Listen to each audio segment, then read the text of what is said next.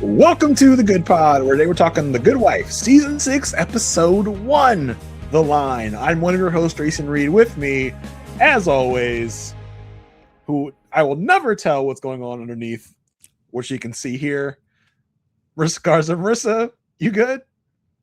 Jason, that's... I don't know. Honestly, I don't know if I'm good. I honestly Marissa, don't know. I don't know. You can ask, but you don't want to know. I'm just saying. I'll never tell, and you don't want to know. Let's just leave it at that. Okay? Let's leave that there. Okay. Are you good? Jason, I'm good. Are you good? I'm good. I'm great. Great. Fantastic. I should have seen that coming. I really should have. I really should have seen that one. I mean, we're 6 seasons in. You should know my tricks by now. I know. I guess it's just sometimes I'm like, maybe it won't go that way. Marissa, let me give you a spoiler alert. It will always go that way. Okay, I will never change. Don't ever change. Don't ever change. Listen, I'm signing your yearbook. Don't ever change. Hey, new season. Who dis? Yeah. Boy, it is a new season, isn't it? And maybe you're saying who dis because you're like, is this my show? Is this a good wife? That doesn't really feel like Good Wife a lot. What's happening that's weird and new. But here we are. Okay, here we are.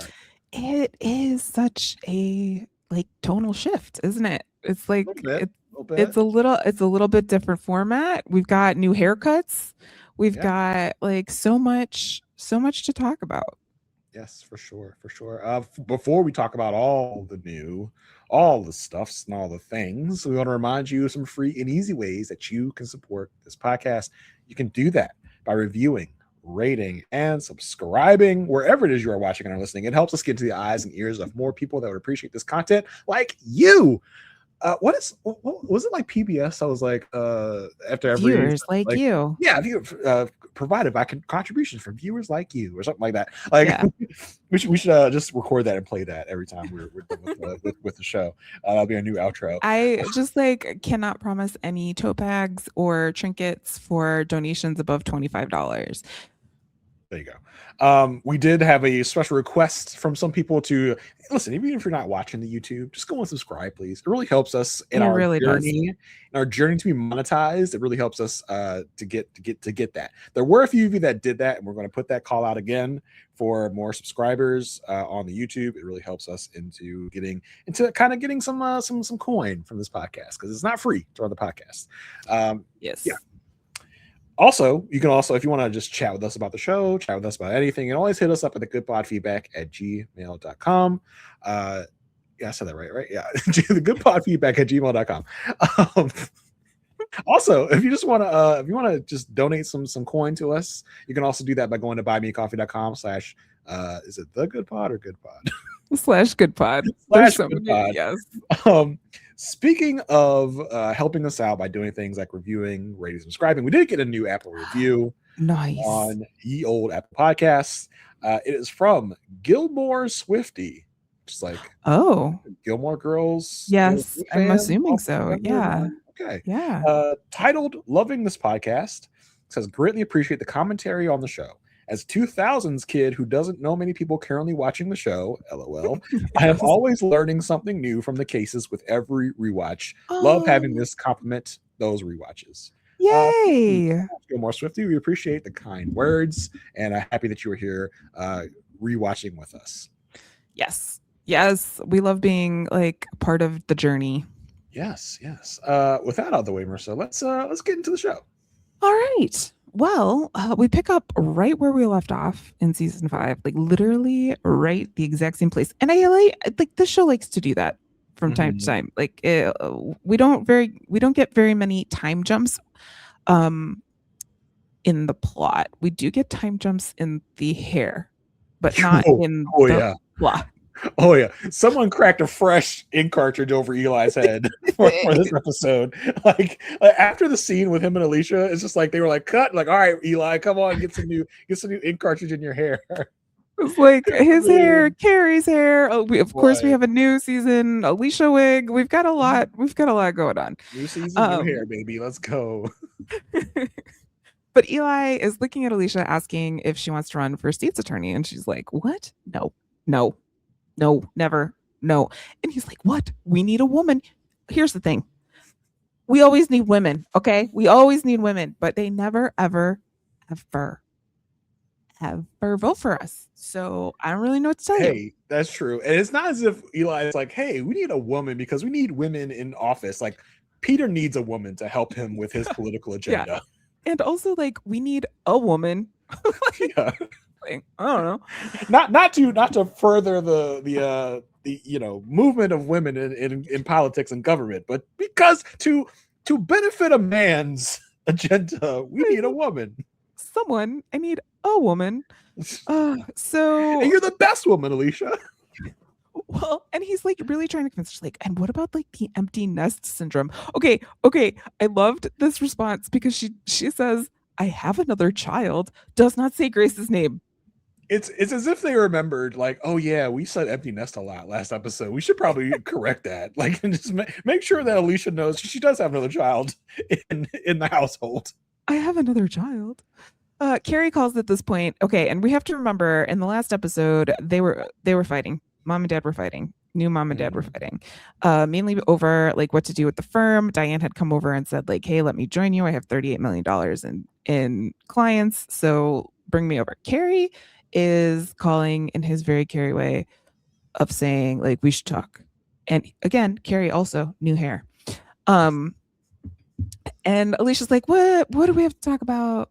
You yelled at me, I yelled at you. I love how Eli's interpretation of just hearing that sentence, he goes, is it Peter? I'm like, yeah, totally. I also kind of love how like the little things going on in the background as if like, because no, Eli, I'm talking to Cary about Diane coming on board our law firm. You know, the reason why she turned down your state's attorney offer. Yeah, like it is the most like, for lack of a better term, incestual plot line. Like there's just so much going on. Diane wants to meet in the morning to talk over terms, and Cary and Alicia are like not on the same page with this. Cary's like, but we give up our culture and we give up our this and we give up our that. And Alicia's like, $38 million. Like, I don't know what to tell you. We need the money. Alicia's like, let's set up the call and then we can decide if we're being co-opted. Like Cary's really, really concerned. So Alicia hangs up on Cary. Cary then calls Kalinda and is like, hey, I want to talk. And then, like, I don't know what this is. Like, I know Cary was kind of annoying, but like, he's like on an apology tour. I don't know. He told Kalinda, he's like, I said some stuff and I did some things and I want to make it up to you. And I don't know if this is my brain, like forgetting what happened just a week ago that we talked about. No, you're not, because I was also confused. I was like, okay, no, Cary, you had every right to be upset because you literally saw with your own two eyes how Kalinda is using you. Yes. Can manipulate you at the behest of her boss, Diane Lockhart. So yeah, you had every right to be upset. Don't be calling Kalinda apologizing for anything. You had every right to be mad. I'm so like, what are you doing? Like, why? I don't know why you're back falling for the trap again. I'm not sure what happened. Like this was the same day, I think. Yes, it's supposed to be the same day. Yes, exactly. Well, after that call ends, they agree they're going to meet up for a drink to talk.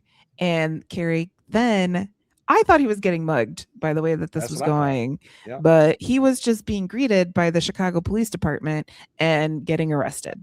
I was like, does Cary have some like African American in his ancestry? Because what's happening here? Like this is some pretty rough treatment by the cops. It's like, oh, okay, all right. It is. I do really love Cary's response to this whole thing because he's just like, whatever. Like, what is like? He doesn't like resist or do anything, but he's just like so nonchalant about it. He's like, okay. I think he's a little relieved when he figures out this is the cops and not a mugging. I mean, because remember the last time Cary was accosted at his car, he was beat up by Kalinda's ex-husband. He's like, oh good, it's just the cops. I'm a youngish white man. I'm sure maybe they think I'm black right now, but once they realize I'm white, I'm all good. Yeah. So he gets arrested. It's just a joke. It's not really a joke, but it's just a joke, everybody. Allegedly. Before anyone's Twitter fingers, no, we're not even on Twitter. Before anyone's whatever fingers gets going, it was a joke. What? Well, what? No, you're fine. You're fine. I know. I'm trying to get ahead of anything. It's just a joke. Relax. It's not really a joke, but it just shows just like, you know, taking a humorous look at it. Okay. Trying to. Okay, so after this, Kalinda then gets a call from Sophia. Remember Sophia? Like, I forgot about Sophia, but then I remembered Sophia because she was like the one who hooked up with Kalinda a while ago, and she has her own, like, she had her own investigative company, but then she ended up working with the state's attorney's office. Yeah, she had a couple of different things. She was like working for like a insurance firm or something. Yeah. She worked with the state's attorney for a minute. Apparently now she's working for a PI, I guess. And I was like, oh, so the only reason I know Sophia is because she is Rollins on SVU. Like that's why she sticks in my mind all the time. Like, Sophia's here. Oh my gosh, we haven't seen Sophia in such a long time. This was when we were kind of like rotating through Kalinda's paramour of the season or of the week at that time. Yes. And she calls and she's like, hey. And first of all, Kalinda's like, yeah, like, why are you calling me? She's like, I just ended a case I wanted to celebrate. I thought you could keep me company, if you know what I mean. And she's like, no, I'm meeting someone. And so she ends the call with Sophia, ends up calling Cary again. Cary's phone is in the cop car, can't talk to Cary. So Kalinda's like, oh my gosh, I'm being stood up. So I'm going to call Sophia back. So that's how that ends. A couple hours later, Cary is being held in the police department without cause, without reason. And he's like, so he's tied up with his hand up against the wall next to like another person who I was gonna say is a nerd, but I didn't want to be like nerdy discriminatory. But I am a nerd, so I can say it. I was about to say, I think you can say it about your own people. That's the rule. That's the thing about the black people and the cops, because I'm black, I can say that. Yes, exactly. Yeah, so like next to like a nerdy dude who you would see like at Gen Con or something like that. Yeah, and I love how Cary he mentions he's been here for 6 hours. This boy is like a wolf man or something, because he's got the stubble going, he's got the mustache shade, and I was like, oh, wow, you're really good at growing facial hair there, Cary. Oh man, the detective here also is someone, I suppose. Detective Prima, who I don't even think we actually even get his name. No, we don't get his name. I just called him Detective Glasses. Detective Glasses, played by John Ventimiglia, whatever. No relation, no to our friend Milo. I did check. John, he has a career in being a detective. Okay, because he's been on Sopranos, Jessica Jones, Blue Bloods, all as detectives / cops. He's just that's what he does. All his IMDb. I think he's even on Law and Order as a detective / cop. Everything on his IMDb: detective this, officer this. Oh well, I mean, this guy's got a professional detective. He, really niched down. He really like claimed that territory. He comes in and he's like, you lawyers, you're the worst to get arrested because. And Cary's like, because we know our rights. Like, no, because you're so impatient. And Cary says, this is harassment. And he says, no, it's worse. It's inefficiency. Meanwhile, it's morning and Diane and Alicia are having breakfast. They're waiting for Cary. Diane's kind of like, should we do this another time? And Alicia's like, no, let's get started. I can always fill in Cary. Diane says, like, I have 45 clients that I can bring with you. And, I can also not tell them that I'm leaving, like basically use the same playbook that they used to leave Diane. I love Alicia's like, that's funny, huh? You're doing the same thing I did to you. And you don't see it. You don't see the irony in that. You don't see the weirdness in that there, Diane. Yeah, but it was different. It was different then. Yeah, it was different. And one of her conditions, Diane's conditions, is that Kalinda needs to come with Diane. And you would think, because I feel like last we heard, Alicia and Kalinda were still BFFs. you know. But Alicia's like, ooh, I don't know about that. We already got Robin. But like, if Diane's bringing 45 clients with her, $38 million in business, I think you can afford both of them. I mean, well, listen, Lockhart Gardner at one point was like, oh, we don't know if you can afford both of them. But you know, I think you can swing it. The fact that Alicia wasn't like, great, I can be reunited with my BFF. That's awesome. Yeah, or like that would be so great. But you know, type of like yes, but then also the Cary factor. Like I don't know, but at first she's like, no. A little Juliana was slipping in there of like, yes, Clinda, no. No, but she has to know by the end of the day, so she's going to try to figure that out. And also another condition of Diane's is that she wants an equal vote with Alicia and Cary. She's like, you can double team me, you can outvote me, whatever, but I'm bringing Diane Lockhart, okay? Like I'm bringing all of this. I'm bringing it. Our goodness. And it's like, she's like, oh yeah, you know, you and Cary though, you can always outvote me. But Diane, girl, you know what you're doing. You know what you're doing, man. I was like, I want to work one of these idiots and to be on my side for whatever issue I have. So yeah, I'm just gonna let them. Oh, poor little me. I'm just by myself. You guys have 2 votes. Like, hey, I know these 2 idiots like to argue all the time. I'm gonna get one of them on my side. It's like Zeps. Like she'll break up the Carys. Mm-hmm. Or something like that. And she also tells Alicia before, like, hey, like, I know you got, like, do we have to wait for Cary? Because this obviously isn't important to him. Otherwise, he'd be here. And also, like, we could make this the largest firm run by women. And that gets enough for Alicia to call Cary and be like, is this not important to you? If it's not important to you, I will start making decisions by myself. Well, here's the thing, though. Like, I'm just not sure that Alicia cares about that. Like I think Diane cares. Diane's like, this would be so great. It'd be the biggest firm run by. I just have a feeling that I'm sorry, I was about to say Juliana. That Alicia would be like, I mean, okay. I guess. I mean, whatever. I guess that would just be another thing to add to my brand. I just wouldn't say Alicia is like. That's not her motivation. Yeah, like I don't think she's ever really been like woman forward, right? Like. And Diane's also had her moments of like, yes, when Alicia first got to Lockhart Gardner, she's like, I like helping women, but not like above me, like you know.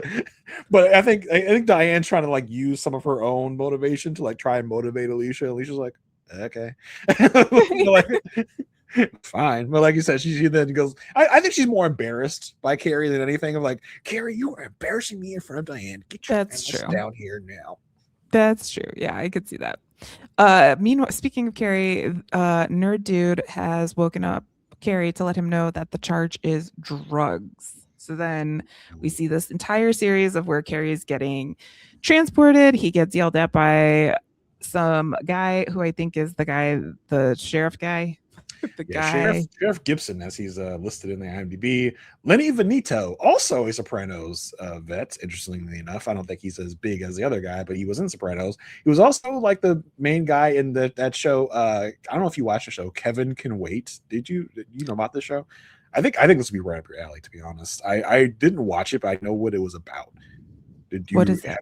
So basically, what this is it is a kind of a takeoff on the wife trope of these like these sitcoms. Are you sure it's Kevin? Are you sure? Are you not thinking of Kevin Can F Himself? Ooh, you know what? Wait a minute. Because Kevin. Wait a minute. What is Kevin Can Wait? Kevin Can Wait is like the Kevin James, like Kevin James thing, but Kevin Can Wait, or Kevin Can Wait is the one that Kevin Can F Himself was a takeoff of. So this guy was on Kevin Can Wait. I guess he was probably like some weird friend of Kevin James, I guess.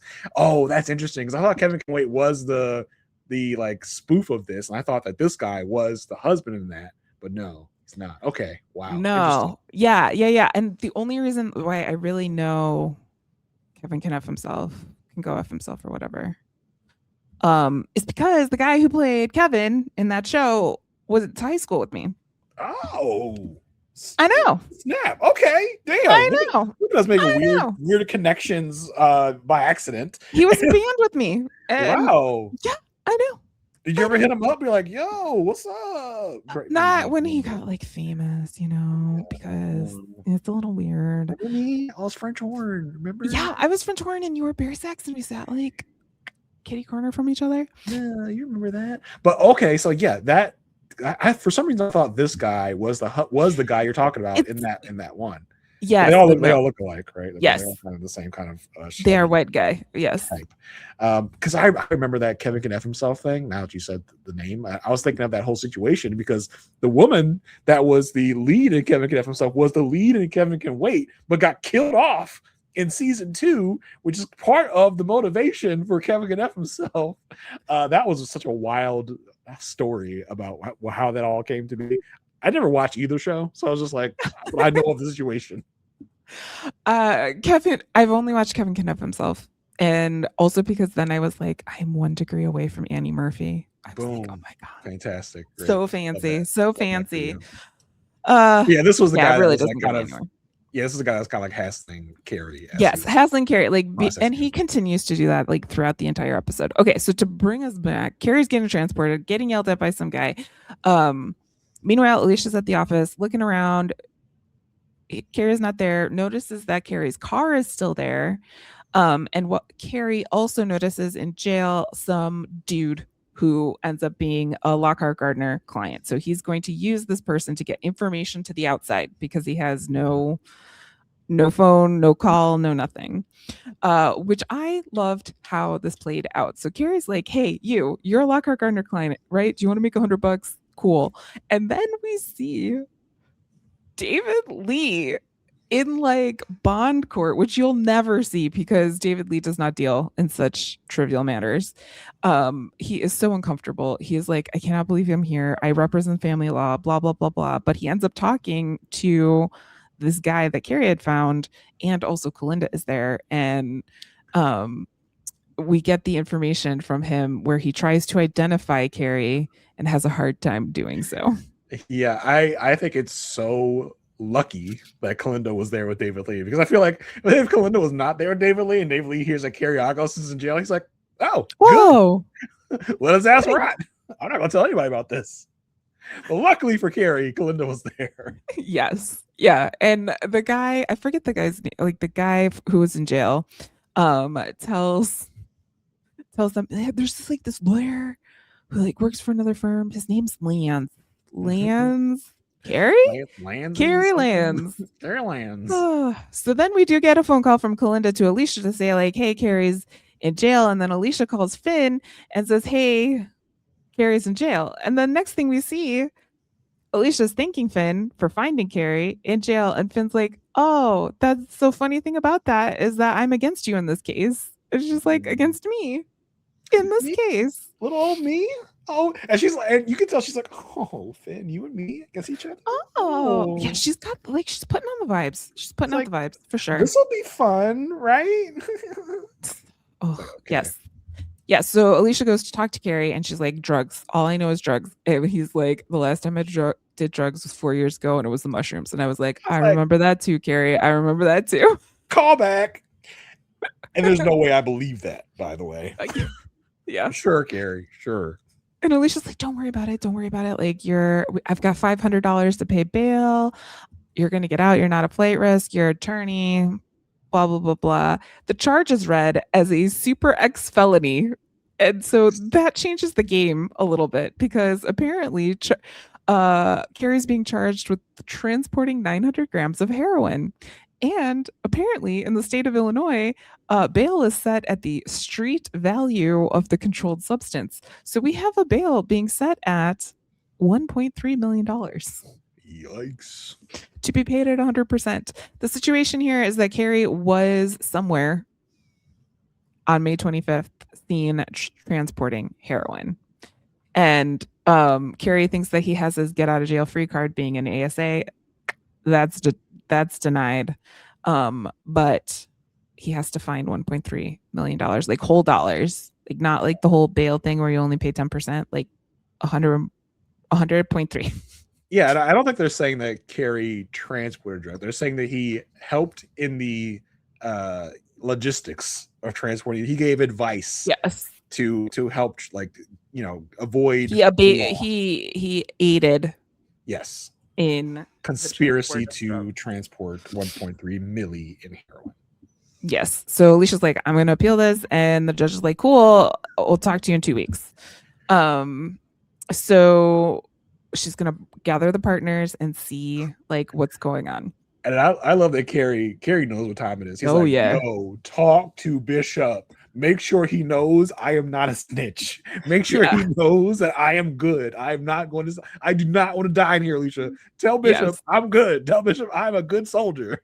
And I love how that, like, I don't think was in Alicia's mind frame at all, because then she like jumps and she's like, okay, let me call him. So she calls Bishop. Is like, hey, we need to talk. And he's like, about what? I'm picking up my son. I'm picking up my son. About what? What do you need? Yes. And she's like, no, I like really need to talk to you. I'll see you in 10 minutes. Then she calls Robin. She's like, hey, get the partners together. We need to find $1.3 million. And then also Eli is calling to try and talk about the campaign all at the same time.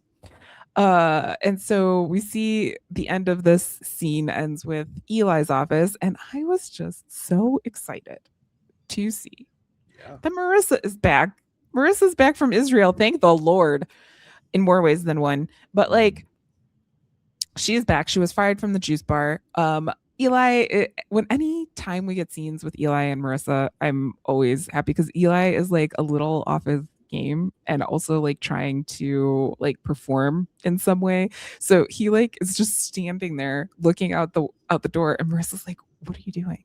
He's like, I'm looking out the door, addressing my troops, like looking at the, like doing all this stuff. And she's like, oh, is it about the intern who's not wearing panties? It's like, what? How do you know this? How do you know this? She's like, I just heard people talking, Dad. Like, don't be so weird. And then, of course, she sees Peter stop by and makes fun of Peter's conversation with Lauren, the intern. And apparently Peter knows that Eli asked Alicia to run because Jackie overheard. And there's the whole, like, it's not your job, it is my job conversation. And Peter's like, nope, you got to find somebody else. You cannot put my wife up for state's attorney. Yes. Alicia then does meet with Bishop, and I love how everyone forgets who Cary Agos is. Like, every single person. It's so crazy. It's like Cary's been arrested. He's like, who's that again? I was like, oh, and like last episode, Canning didn't even know who Cary was. Like, I was like, oh my gosh. But like, the thing is that Cary Agos invited this man to their Christmas party. Remember? And like had a whole conversation. Anyway, yeah, he's like, who's he? So Bishop's like, what's going on? And Alicia's like, it's cool. Like, I just want to let you know, like, we got this. Like, whoa, we got this. It's nothing illegal. I have deemed nothing illegal. It's like, before I start, everything is fine. No one's going to snitch on you. You are good. Just know that before I say anything else. No one needs to be killed. No one needs to be shivved in jail. Everything's fine. Don't worry. Now I'll start. I just wanted to get that out of the way. She's like, we're going to get the money. Don't worry. He's like, oh, okay. Keep me posted, basically, at the end of this conversation. Then we see that Cary is in jail, and they needed this scene because we needed to get Cary to take his shirt off, pretty much. Like, that was pretty much it. Cary's been hitting the gym. Cary's been working out. Well, he's, Will's not there anymore. Someone's got to, like, not that Will was ripped, but I'm just saying, like, the eye candy he's got a lot of weight to pull now. Because now it's, I mean, listen, we have David Lee. We have David Lee here. You're not forgetting about David Lee? How could I forget about David Lee? That's true. That's true. Oh. That's true. So Cary's in jail. He's doing the whole, like, getting, process. And then Kalinda stops by, and he's got 5 minutes to talk to Kalinda. And she's like, where were you on May 25th? And she's like, you working this? Like, do you want me working this? Obviously, you want me working this.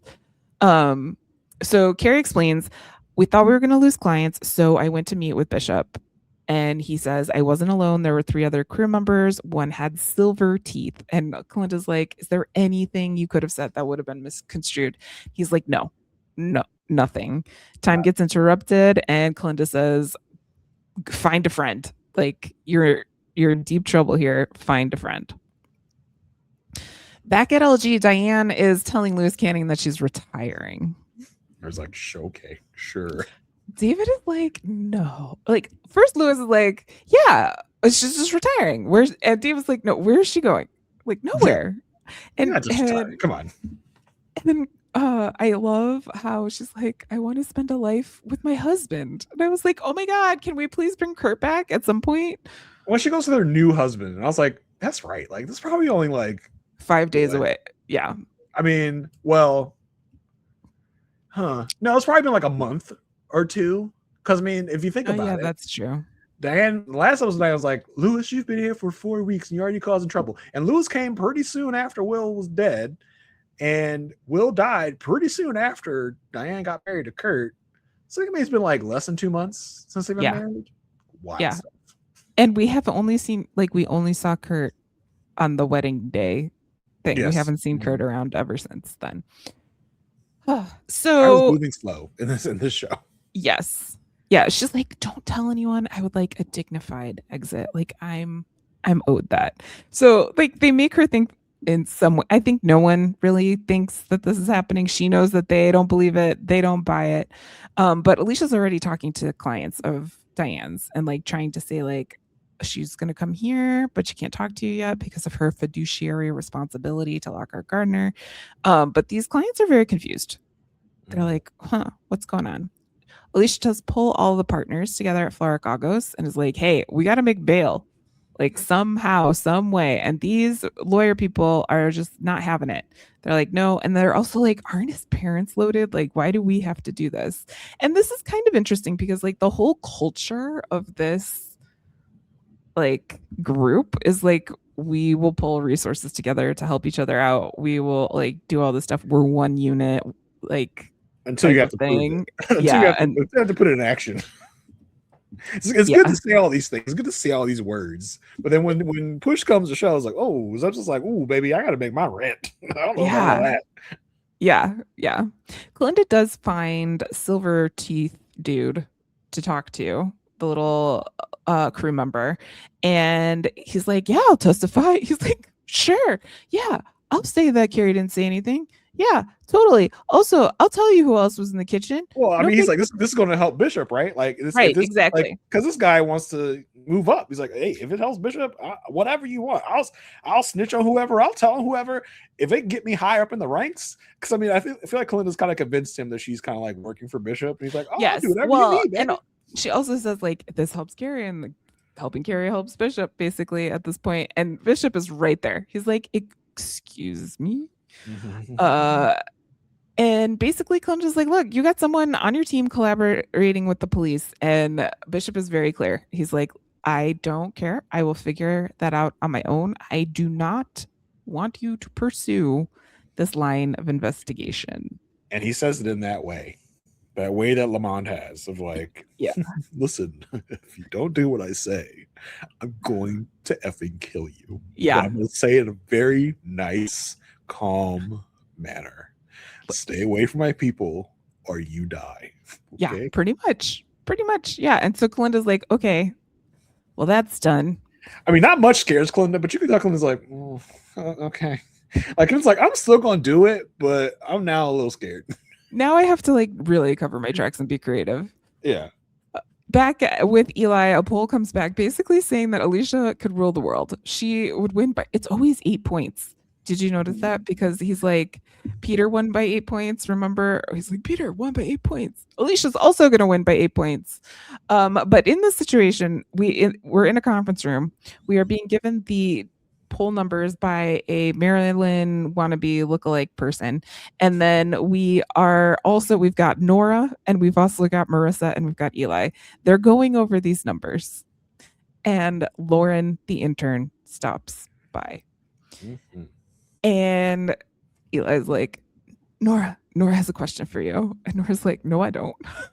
There's no way I'm going to be asking this question and Eli's like, but I can't ask because because it's gonna be sexual harassment. And Nora's like, and it's not gonna be if I do. Like, well, Nora's like, you asking me to ask is also sexual harassment. In case you didn't know, it's like, but you're Nora. It's fine. I'm fine. Like you're like, listen. Whenever Nora comes around the scene, she always delivers. She's so great. So good. I love the comfortable relationship that Nora and Eli have. Like, hey, bro. Like, I just feel like Nora's been Eli's assistant for like years now. Yes. They have that feeling together. She's like, you asking me to ask is also sexual harassment. Do you not realize that? Like, so funny.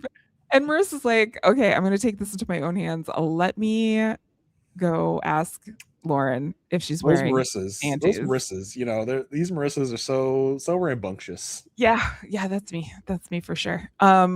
Eli is mortified, which is so fun to see because his hands are in his head, or his head is in his hands, and he's like, what?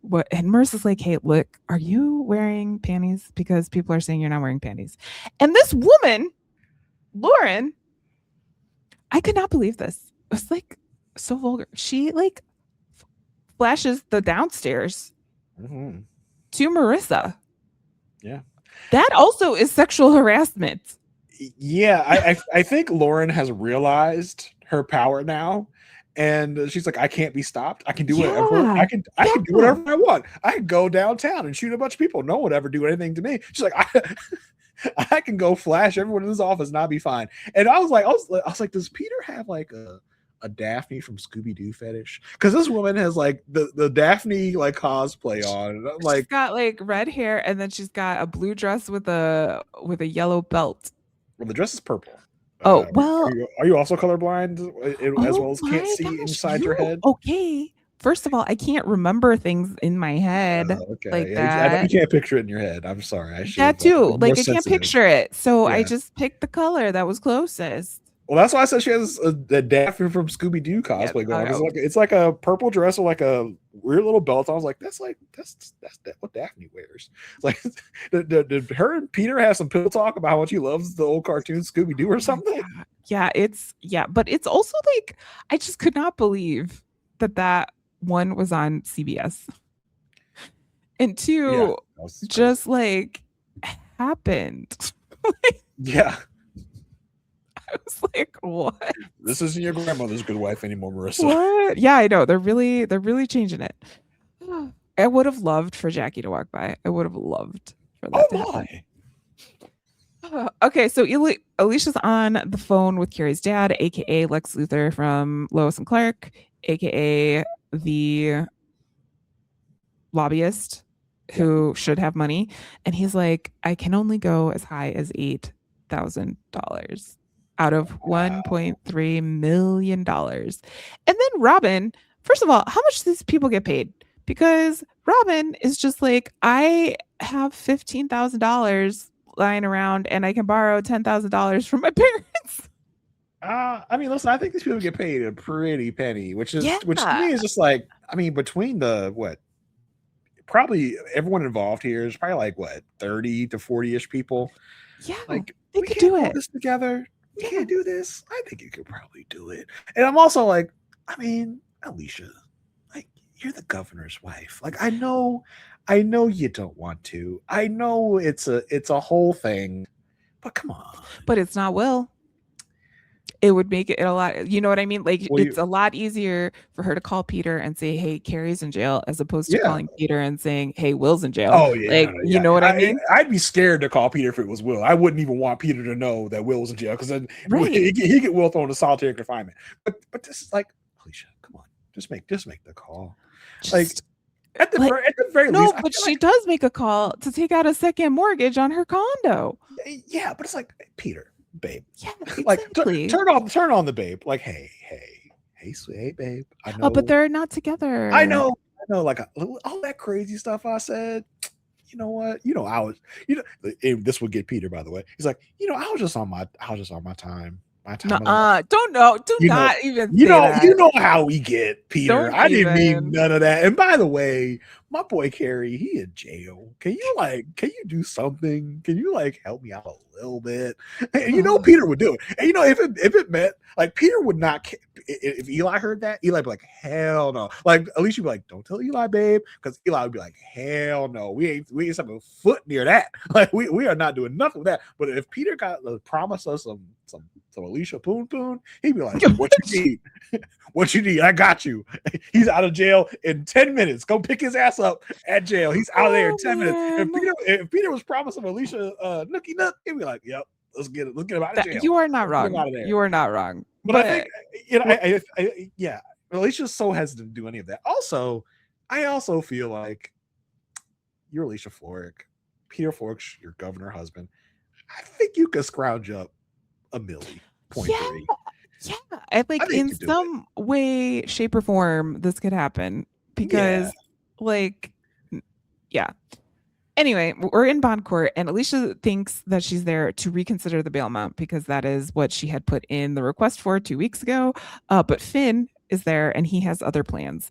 He is basically saying, hey, so this drug deal was a Lamont Bishop drug deal, and Alicia represents Lamont Bishop, so therefore she cannot represent Cary. And I like Alicia's like, Finn, how dare you? I thought we had something going on. She's like, I didn't even think about that. And he's like, I didn't want to go against you. You should take it as a compliment. But then she says to him, is this about your sister? And I was like, how rude. How rude to put this, because if you don't remember, he dropped out of the race because of things that happened with his sister. His sister was in need of services and also was going to get arrested for drugs, and he made a deal. So she thinks he's trying to overcompensate and correct the record on this. And he's like, do you think I need a reason to take down the largest drug dealer in town? And if you're going against me and my best interests, yes, Finn, I do. I'm Alicia. Remember, you got a little crushy crush on me. Yeah. And then they have this moment where they're like, is this going to get in the way of our friendship? And wink, wink. Yeah, I was like, no, I don't want it to either. I will say I was wrong. He is still here. I thought Finn was going to. He's here. He's gonna bounce at some point. Downton's gonna call him at some point, but he's still here. My favorite part of the Downton credits was the fact that there was dog butt in it. And I would always be like, dog butt. I know that sounds weird, but it's beautiful, beautiful pastures, beautiful things. And then this close up on this dog butt. Here's a dog sphincter. Enjoy. I was like, what? Enjoy anyway, dog sphincter. If you know, you know. Alicia asks Diane at this point to represent Cary because she can't do it anymore. And to paint the picture, Diane and Alicia are in Diane's office. These two little, it's like the Muppets old men. What, Statler and Waldorf? Yes, Statler and Waldorf are over in Lewis's office watching. Lewis and David are watching this happen, and they're like, "Oh, she must be going to Cary Agos." Yeah, and then David's I think she is. David's That's like, well, this was hilarious. Cary's in jail. And Michael J. Fox's face, he's just like, oh. Really? Oh. And Alicia's like, hey, so Diane, Cary's been arrested for drugs. And Diane's like, bad. Say what? The bad now. It's so bad. She's like, that's not good. She's like, good for Cary or not good for us? She's like, not good for everybody. I can't be seen going to work with a guy arrested for drugs there, Alicia. What do you think? And she, Alicia is so dramatic in her defense also because she's like, well, you can tell your clients that Cary goes to jail for his clients. He will go to the death for them. Alicia, you don't believe that, and no one else believes that. That was such a bad job. Applause to Juliana Margulies for doing a good job of bad acting in that scene. It's like you can tell Alicia doesn't believe this either. It's just nice spin, Alicia. Nice spin. We'll see where this goes. Kalinda goes to meet with Sophie over at a crime scene, of course, and we see that Sophie is there with a bunch of cops, and she goes and kisses Kalinda just like out of the blue, which is a page out of Kalinda's book. And yes. Kalinda, it's not so great what happens to you there now, does it, Kalinda? Because remember how Kalinda was like trying to make out with the FBI agent lady, and was like, "Whoa, hey, I am at work." Yeah, Sophia does the same thing. And Kalinda's like, "Oh, okay, that's not great what happens to you." She basically goes to Sophie like, "You called right as Cary was getting arrested." So interesting. So interesting. And it's just like, what evidence do you have on Cary? Like, why are you doing this? And Sophie's like, listen, I don't want to tell you. And Kalinda's like, well, I could get you in trouble because you warned me about the situation. And so just tell me who the CI is. Like, tell me who this is. And Sophia doesn't want to do it. Yeah. Meanwhile, Eli calls Jimmy Castro. This was hilarious. This was hilarious to me because Jimmy's phone cord has been swapped out for a baby phone cord. It was hilarious. The phone rings. Jimmy tries to go answer it, and he can't stand up, and he has to like. I like to think that Finn did that at some point. I was like, I just want to just F with this guy because he was effing with me. So let me just swap out his phone cord, like a little itty phone cord. So funny. And so he's like trying to have this conversation, and this is the start of Eli showing us his Machiavellian ways, because he plants this seed. He's like, hey, Peter wants to endorse you again, Jimmy, but you're going to have to come and ask him again. Jimmy's like, no, like, I don't want to. I've already done this, but okay, fine, I'll go. And I love how Marissa's like, when did this happen? And Eli's just like, basically like, watch and learn. Because he says, your father is a smart man. Meanwhile, Cary has made an acquaintance in jail who comes to talk to him and basically says, look, I'm supposed to cut off your finger. Like, I know Bishop, you know Bishop, I got to cut your finger off. However, I told him, like, you didn't need a finger, basically, because Cary knows what's up. He's not gonna, and Cary's like, I know who my friends are. Like, I know totally do. I've been up and I know what's there. I know what's up. So you don't need to cut off my finger. Trust me. I know what's up. And he's like, okay, but I need to do something. So basically, if you talk to an SA, if you do make a deal of any kind, you will be dead. Someone will kill you.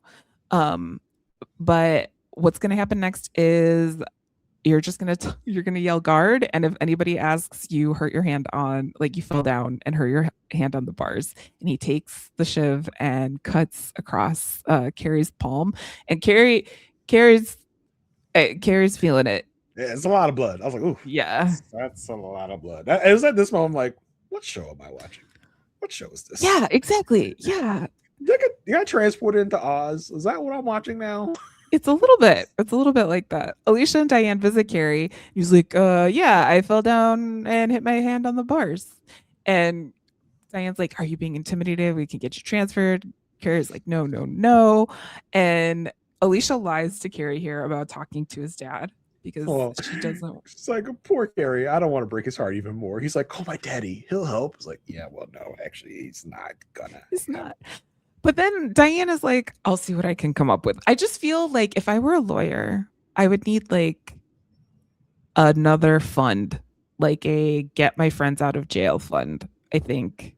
Well, I mean, in the real world, I feel Does that happen? I don't know. So I think your malpractice insurance should cover like most of what your problem would be being a lawyer and maybe needing money to pay for things. Like if you were sued for something, I don't think a lot of people are getting framed in real life. Well, a lot of lawyers are getting framed and need to come up with $1.3 million in bail. Are you sure? If you're a lawyer, please do tell us, because I feel like this comes up so many times within this series and in The Good Fight of like them needing to find money to cover each other. And I'm just like, first of all, like, why also wouldn't you pull your money together and have like a fund from the office that would cover Yeah, stuff. but who do you trust to like be in charge of the funds? Like, you got to start watching people with the fun at that party point. planning committee. The party that's planning just too committee. much work. It's just too much work at that point. You make sure nobody's pulling from the fund, nobody's taking money when they shouldn't be.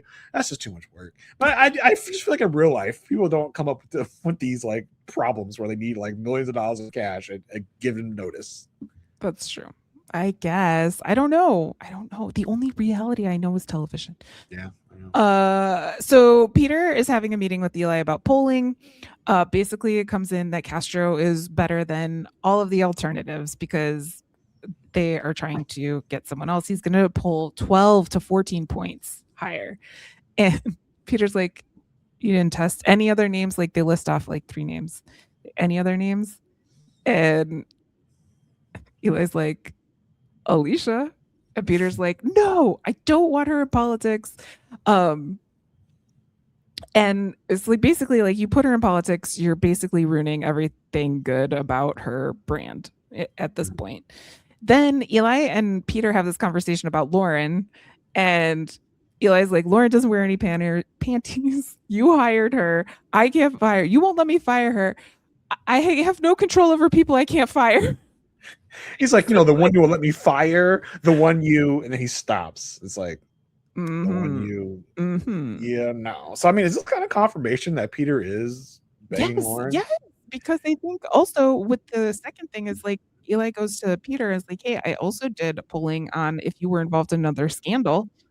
And if Alicia didn't stand by you, you are like off, like you are done.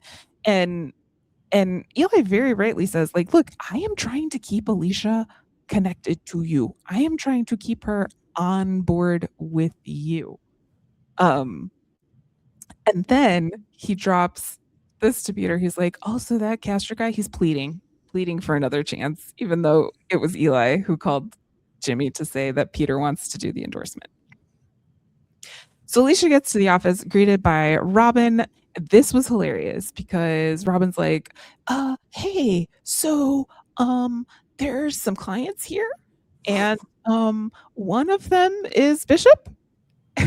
Yeah. And here's another thing. Correct me if I'm wrong, but Robin is supposed to be the firm's investigator. Yes, but she is very much the receptionist. Yeah. What is happening? Like, can we get her back out in the field investigating some stuff? Why is she here being the receptionist? I was like, what is happening? No, she cannot do this.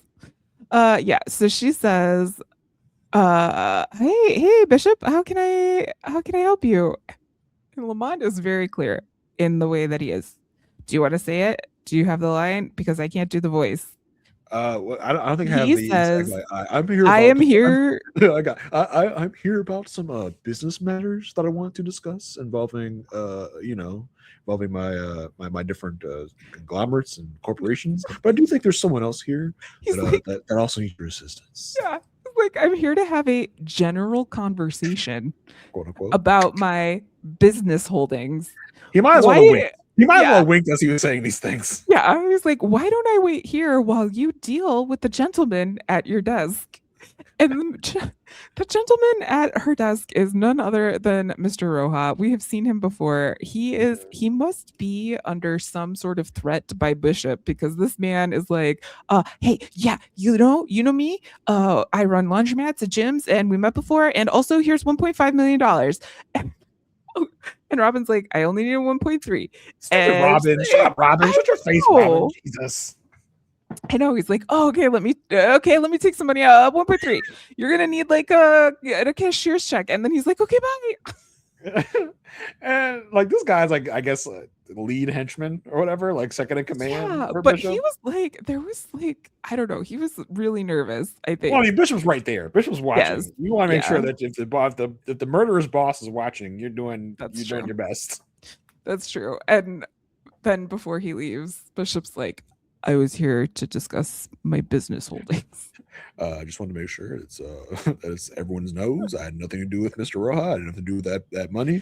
I was here to discuss business matters. And he doesn't even stick around to discuss business matters. He just turns around and walks out. Leaves. Like, yeah. Okay. I feel like to make the story stick, you should have actually talked about business matters here, but okay, whatever. Here's the thing, Jason. if you just mention the word business, you have talked about your business. So that's how I write off. That's how we write off exactly lunches, Marissa. When we get together, we're like business, and then we we rack up a bill like business expenses, taxes, bam, Kobe, boo. Yes. So back at the office, the governor's office, Jimmy has arrived to talk to Peter. Now we have to remember Jimmy thinks that Peter wants to endorse him, has called him here, and then Peter thinks that Jimmy is begging for a second chance. And this goes just beautifully because they start off super cordial. They're like, hey, nice to see you again. And then all hell breaks loose. And it's so great because Eli and Marissa are just waiting outside. And Marissa's in awe. She's like, oh my gosh, how'd you do that? And at the end of all of this, he walks in, Jimmy Castro leaves, jets it out of there. And Eli walks into the governor's office and he's like, hi, Mr. Governor. Is there anything I could get for you? And Peter's like, find out if Alicia wants to run. It's so crazy because this is sitcom writing 101. This is so many sitcoms have used this trope, have used this mechanism. Let's convince the other one they're there for some different reason. Then when they get together, they'll fight and this and that. I do love the fact that before everything blows up and Castro leaves, Marissa is as you said, in awe of you. She's like, you should teach me how to do your job. Yes. I think I'd be good at it. And it's so funny because it's in the future of this universe, Marissa will be doing Eli's job for someone else, not Peter, but she'll be doing his job in the Elsbeth world. Even though we really didn't think that was going to happen. But yes, it did happen. Yeah. Yes, I know. And she has her father's instincts in Elsbeth. But again, this just genius move by Eli. He's like, okay, let me plant a little seed here, a little seed here. He's like Littlefinger of this world. David Lee decides to meet with those clients that Alicia met with earlier and basically say they're such old people. They're just like, I thought Diane was retiring. And it's just like, yeah, no, she's not. She's going to an outlaw firm. That man is in jail. Cary's in jail. Why don't you stay with us? Established people like Lockhart, Garner, and Canning. He should stay with a family law firm, not these dragabouts who peddle in drugs. I mean, listen, these people were old, but they stuck with the line, right? They're like, "Oh, Diane's retiring." Yes, they did. Yeah. They stuck with the story that they were supposed to. Yeah, they did good. Meanwhile, Sophia stops by to say hi to Kalinda, and she's like, listen, there's a CI, but I can't tell you who or what or anything like this. And also, bad news bears, Cary's guilty of telling them how to get arrested. And Kalinda's like, what? No, this can't be. And Sophia's like, yeah, because there's a recording on my phone about this situation. So it's not looking good. They go back to bail court. They pay the bail in this cashier's check for $1.3 million. Even the judge is like, holy crap, this has happened. And it's a little weird because Castro's in court coming right out of his meeting with Peter. And he's there. And so Alicia presents the check to the judge and Castro whispers in Finn's ear, and Finn comes out and is like, hey, cool. We want a source of funds hearing. So let's do that and delay for a while because that's how it's going to have to be. Diane is arguing that this is a delay. And the judge is like, nah, we're going to have this hearing in a week. So basically, Cary's going to be in jail for the foreseeable future.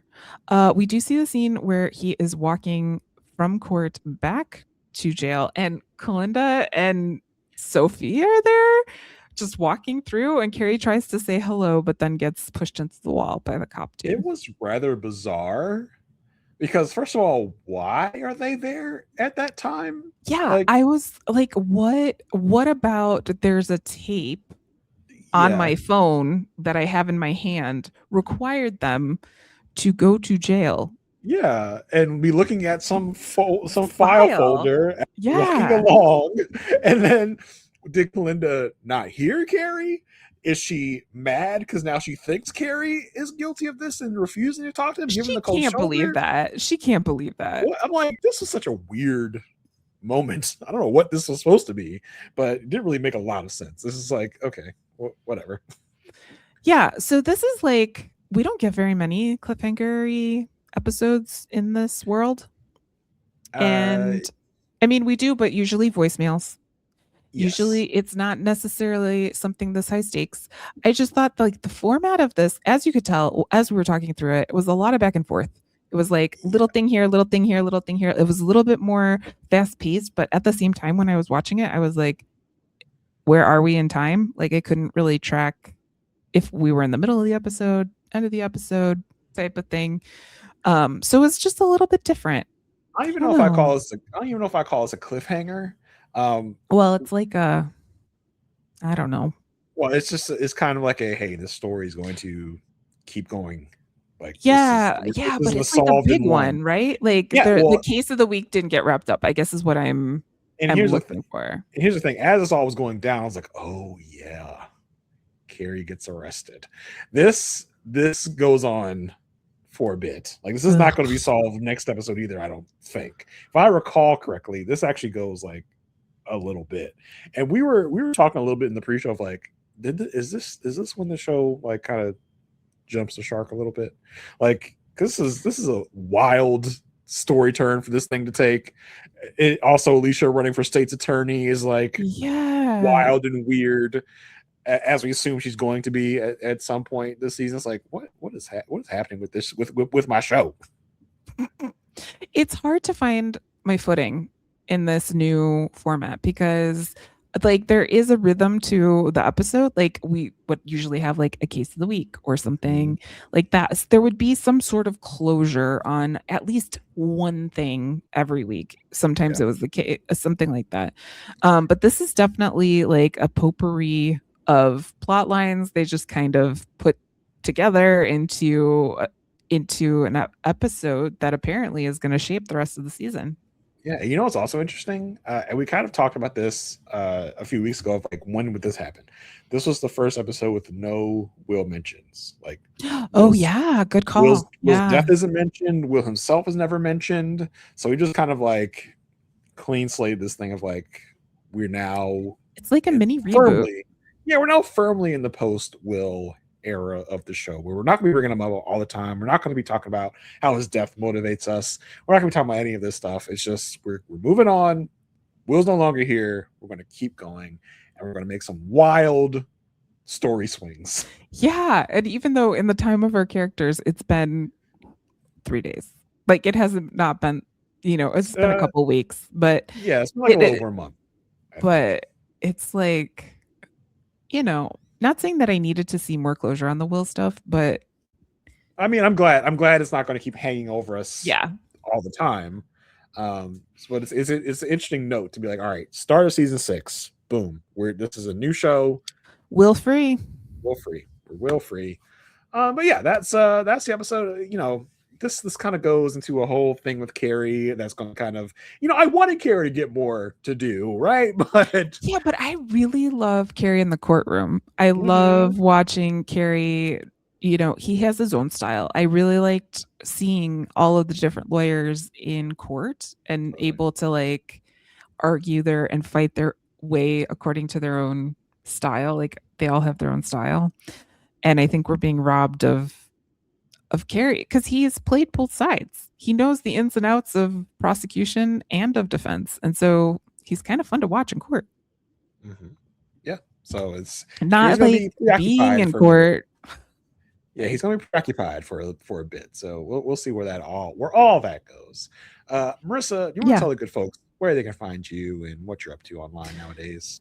You can find me at itsmemarissag.com. I got links to all the things. If you want to hire me, I got my resume there. If you want to listen to my podcasts, I got stuff there.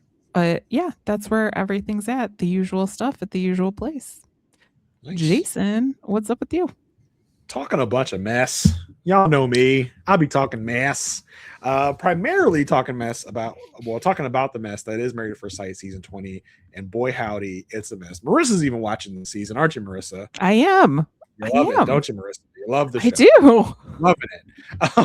So it's been real, like, to tell you, it's my first season watching Married at First Sight, even though Jason has been watching all of this time. I couldn't watch it. It was on a different network or something like that. She's and then finally decided to support me in my other endeavors. I know.